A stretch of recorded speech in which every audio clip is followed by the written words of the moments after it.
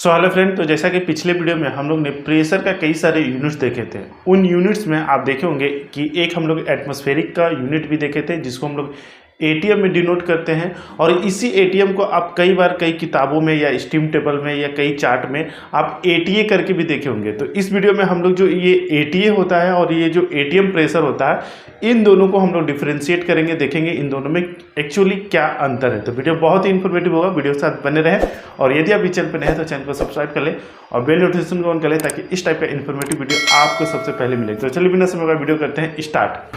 तो यहाँ पर हम लोग दो प्रेशर को देखने वाले हैं, एटमॉस्फेरिक प्रेशर जिसको हम लोग शॉर्ट में एटीएम प्रेशर बोलते हैं, और एक होता है एटीए जिसको एटा प्रेशर बोला जाता है। ओके, तो देखिए एटीएम प्रेशर जब भी हम लोग बात करते हैं ना, जो कि शॉर्ट फॉर्म है एटमॉस्फेरिक प्रेशर का, तो ये स्टैंडर्ड एटमॉस्फेरिक प्रेशर को हम लोग को दर्शाता है।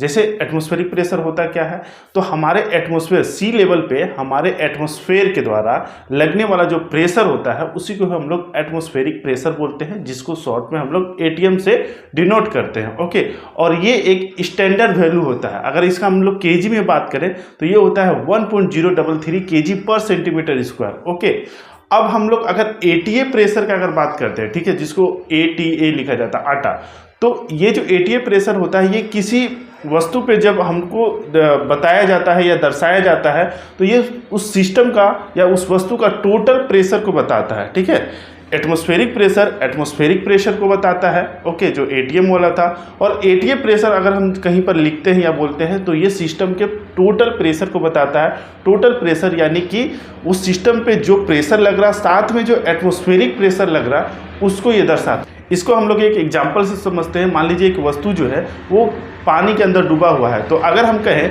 कि इसमें टोटल लगने वाला जो प्रेशर है वो 3 एटीए है, तो 3 एटीए कहने का क्या मतलब है? 3 एटीए कहने का मतलब ये है कि उसमें 2 एटीए का जो पानी के द्वारा प्रेशर लग रहा है और 1 एटीएम जो है वो स्टैंडर्ड एटमॉस्फेरिक के द्वारा प्रेशर लग रहा है। यानी 2 प्लस जो 3 है वो तीनों मिलकर जो टोटल प्रेशर बताएगा वो 3 एटीए बताएगा। ओके, तो याद रखिए कि जो एटीए होता है वो हमारा टोटल प्रेशर को बताता है, जिसमें हमारा एटमॉस्फेरिक प्रेशर इंक्लूड होता है। और अगर हम एटीएम का बात करते हैं यानी कि वो एटमॉस्फेरिक प्रेशर को दर्शाता है।